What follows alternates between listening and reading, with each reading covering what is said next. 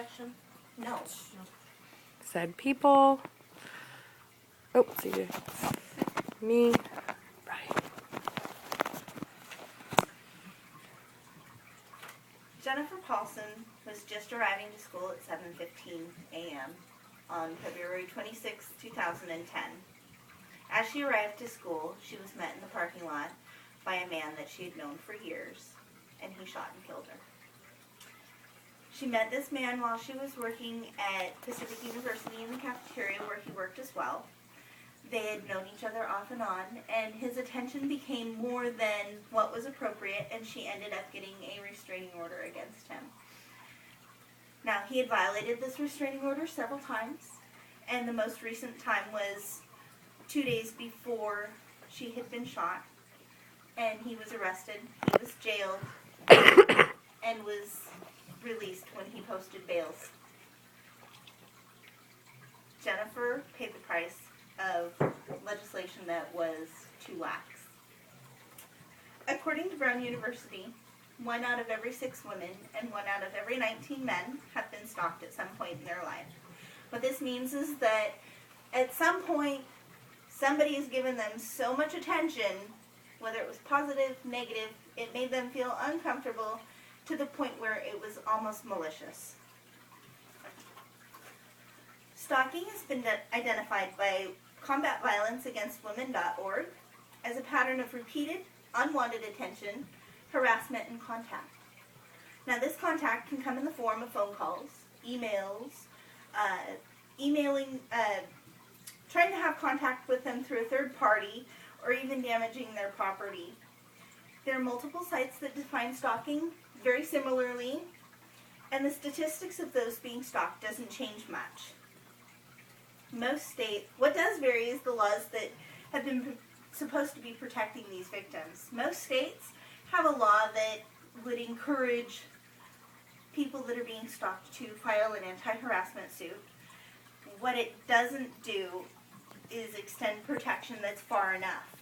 It allows an order of protection, however, as seen with Jennifer Paulson, it wasn't effective enough to save her life.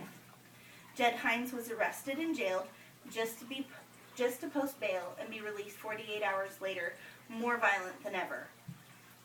Her death is proof that stronger legislation needs to be implemented. The progression of this crime against Jennifer Paulson has facilitated the implementation of a bill by Governor Inslee, signed 3 years after the horrific act of her murder.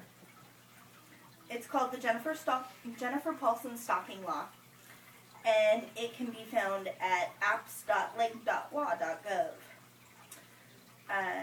This is in honor of the woman who senselessly lost her life to needless violence. This law extends the protection to those being stalked as if they were being sexually violated or domestic violence. It also lowers the age of those who can file for this order from 18 to 16.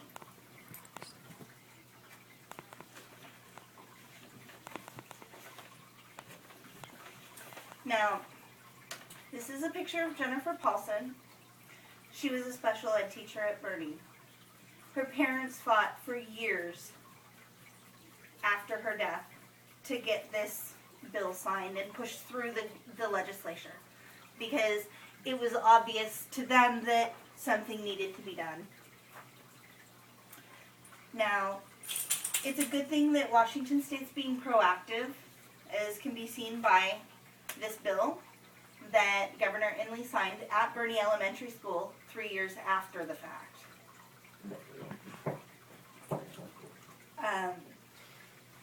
There's a lot of states that have stalking laws in effect. The problem with this is they really don't go very far.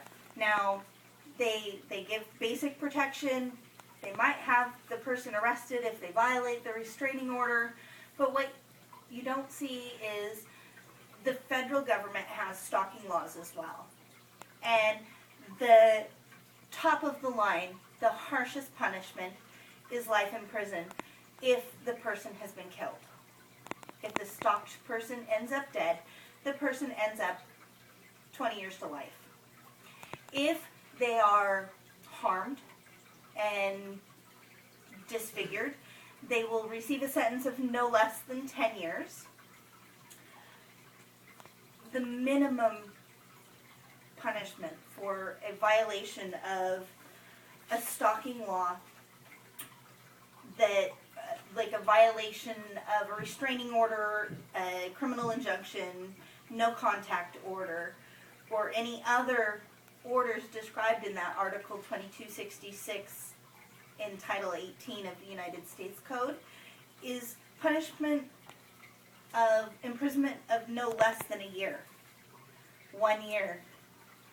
There's no comparison between 48 hours and 1 year. These laws are applicable. They're great. However, they are rarely enforced. It's rare that the most lenient, a year, is ever enforced. As can be seen with Jed Hines, who after violating a restraining order was released after 48 hours, not 1 year as federal law dictates. It's hard to expect a criminal to abide by the law when it's clear that the laws aren't being enforced. Unfortunately, even with these punishments on the books, people are still being harmed and physically and mentally abused by these bullies who have unhealthy obsessions with them. We as a public need to insist that stronger, more public means of punishment happen to these people who are harassing our children and our potential family. Thank you. Quick, audience. Brian. Hi.